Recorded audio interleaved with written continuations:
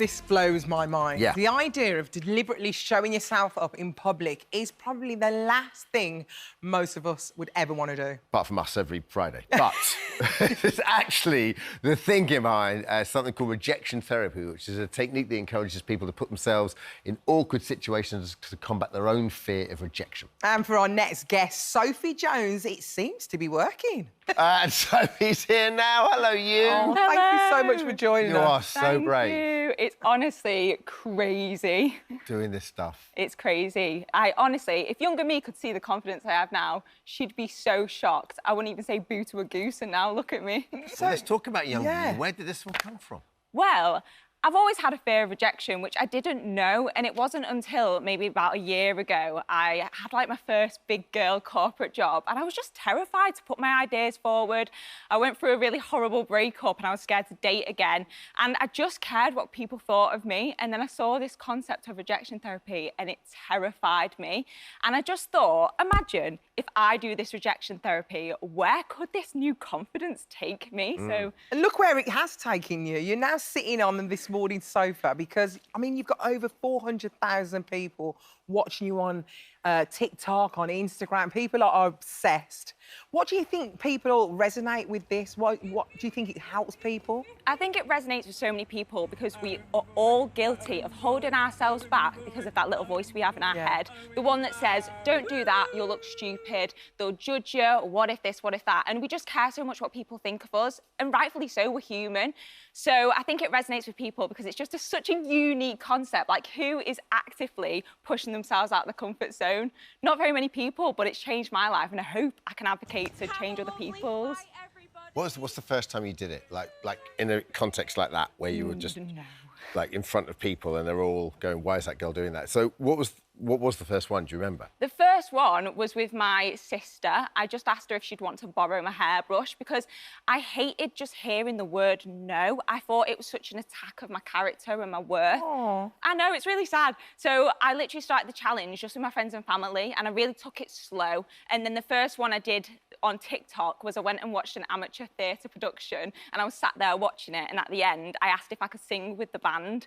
And it felt so scary just to ask to sing with a band, but now looking back, that seems dead easy. So hold on, does some people actually say, yes, you can go and sing with the band? And are you happy about that, or do you kind of want to have that rejection? Well, this is the thing. The amount of crazy opportunities I've had, because I'm asking a question expecting to get a no, and they've said yes. So I've gone into a pizza shop and said, can I have a go making the pizza myself? He said, yeah. I've gone into an ice cream van and he said I can make my own ice cream. I've done rock, paper, scissors with strangers, asked to try the shoes on, and said, yeah. My mind is blown. People don't like to reject you, and it's made me actually form a nicer relationship with how I view strangers, and people are really nice. And it's a weird thing, absolutely couldn't agree more, right? Kindness to strangers is one of the most important things in the world. And it's always so unexpected as well. But it's a fine line, isn't it, between you don't want to annoy anyone and get in their face, and people might be how you were, which is not particularly confident and don't necessarily want a camera in their face, with putting yourself out there and hopefully making someone's day better. So and you seem to be able to walk that line pretty well. Yeah. So how do you do it? Is it just intuitive, do you think? Yeah, so I always go off, like, my own moral compass. I'd never do anything that's rude, disrespectful. So important, those words, aren't they? Your own moral compass. I would never do anything illegal. I always just think if there's no risk to it, so it's a bit of harmless fun, you know, going and asking for a discount or wearing a wedding dress in Tesco. Wearing a wedding dress, my mum's wedding dress in Tesco. It's harmless fun, and the thing is, I'm anxious beforehand, thinking people are going to judge me, what if I annoy anyone? But the feedback I tend to have is like, you've just made my day. Yeah. If we're just not afraid to just live a little Also, some people more. just don't want their life on camera, so it's a very difficult thing for you to kind of gauge. But do you think, is it called a vibe check you do? You work out if the vibe's going to be good or not? Yeah, so I always use my discernment when approaching strangers. I'd say to anyone who's thinking of doing rejection therapy, just do it in a public space. Don't go up to anyone who you think may be of risk to you, and just use your discernment. But it can just be as easy as striking up a conversation at the bus stop with a stranger. I asked these two random girls if they wanted to go for a coffee with me, expecting a no. They said yeah. And then we had a fun time. And you had a lovely afternoon. How would you be about it? Because I think if someone I talk to, like, literally, you know, we're both like, we talk to everyone, right? But if someone's filming me, I think maybe I'd be a little bit more guarded about it.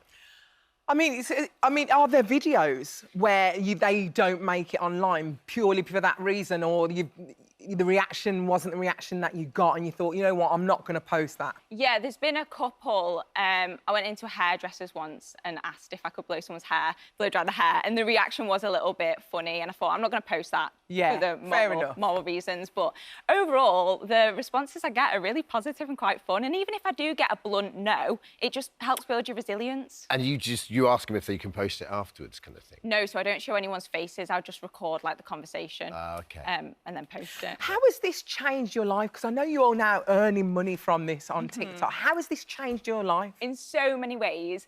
The biggest way is just my confidence within myself is so much better. I see the world as such like a playground. Like, we're here to live, and I just don't take things so seriously. I can advocate for myself. Like, I honestly used to care so much what people thought of me. Even, like, on my first day of high school, I'd turn up with a full face of makeup. So just having that freedom has changed my life. What's interesting is what you said at the start of the interview, which is, like, you still care about what people think of you, which I think is a good thing, because that means that's empathy, right? Exactly.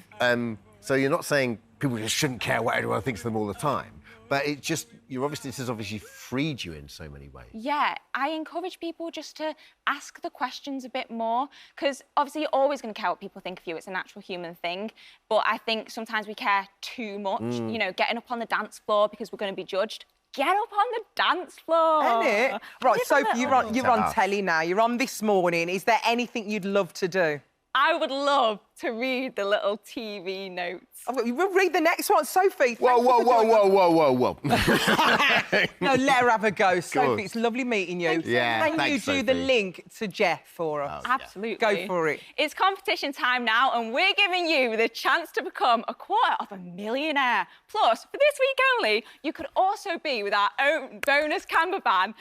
Jeff's in the studio to tell us more. Yeah! Thank you so much for visiting our This Morning YouTube channel. We upload new content every single day, so go ahead and hit that subscribe button, and we'll see you in the morning.